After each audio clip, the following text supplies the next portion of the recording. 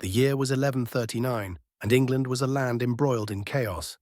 The kingdom had been plunged into a state of uncertainty following the death of King Henry III. With no male heir to take the throne, Henry's daughter Matilda was the rightful successor. Yet she faced staunch opposition. Her cousin, Stephen of Blois, had seized the throne with the support of many barons and the church, sparking a crisis of legitimacy that would soon explode into open conflict. Matilda was not one to relinquish her claim easily. A woman of immense resolve and political acumen, she prepared to challenge Stephen's usurpation. The tides of history would soon shift as Matilda gathered her forces and prepared to invade England, determined to claim the crown that was rightfully hers. In the summer of 1139, the winds of war began to stir.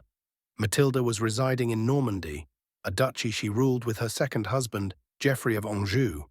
Across the English Channel, the political situation grew increasingly volatile. Stephen's rule was already under strain as he struggled to maintain control over the fractious English nobility. The barons were divided, with some questioning Stephen's legitimacy, while others were merely waiting to see which way the wind would blow. Matilda knew that timing was crucial. She could not afford to wait until Stephen consolidated his power further. Instead, she decided to strike while his hold on the throne was still tenuous. With the backing of her half-brother, Robert of Gloucester, an experienced and influential nobleman, Matilda began to muster her forces. In September 1139, Matilda made her move. She embarked on a perilous journey across the English Channel, landing on the southern coast of England.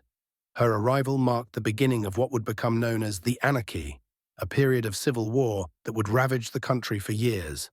Matilda's invasion force was relatively small but highly strategic. She knew that a direct confrontation with Stephen's larger army would be unwise, so she opted for a different approach.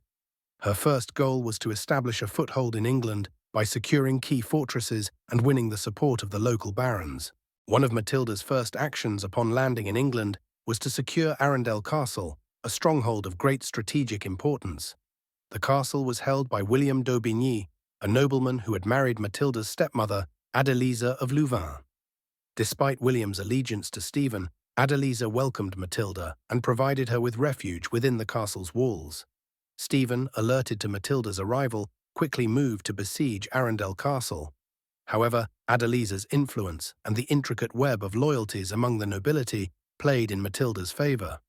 A truce was negotiated, and in a surprising turn of events, Stephen allowed Matilda to leave the castle unharmed. This act of chivalry, or perhaps a calculated political maneuver, allowed Matilda to regroup and move to Bristol, where her half-brother Robert of Gloucester held considerable power. Once in Bristol, Matilda's position strengthened considerably. Robert of Gloucester was not only a skilled military leader, but also a master of diplomacy.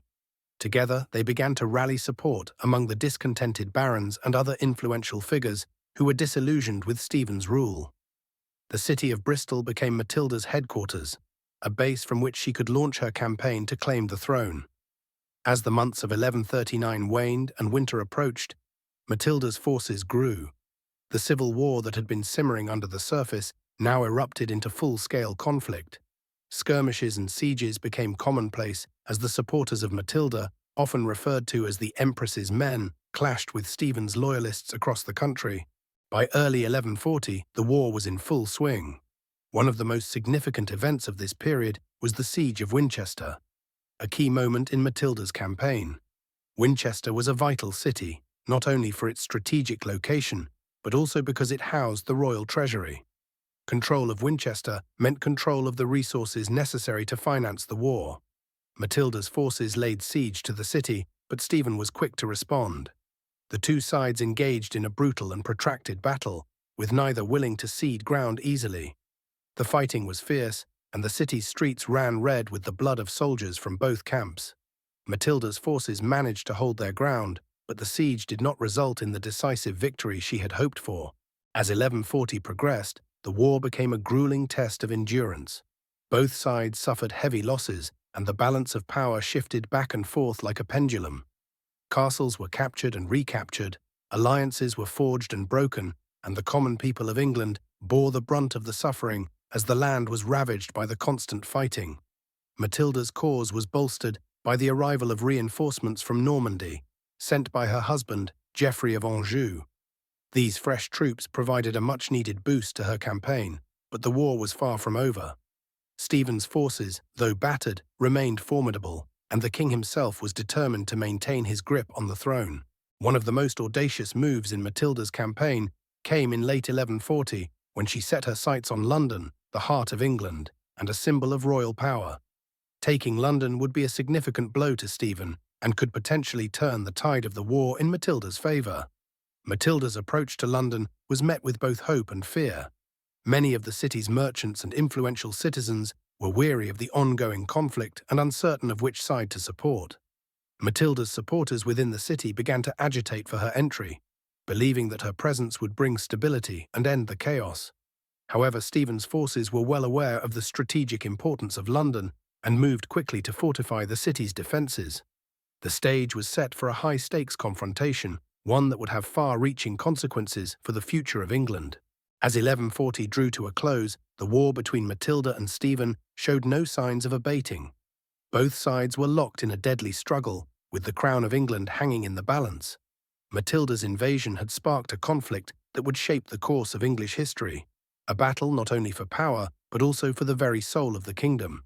Matilda's determination to claim her rightful place as queen would continue to drive the conflict forward, with both triumphs and setbacks along the way. The story of her campaign in 1139–1140 is one of resilience, strategy, and the relentless pursuit of a cause she believed in with all her heart.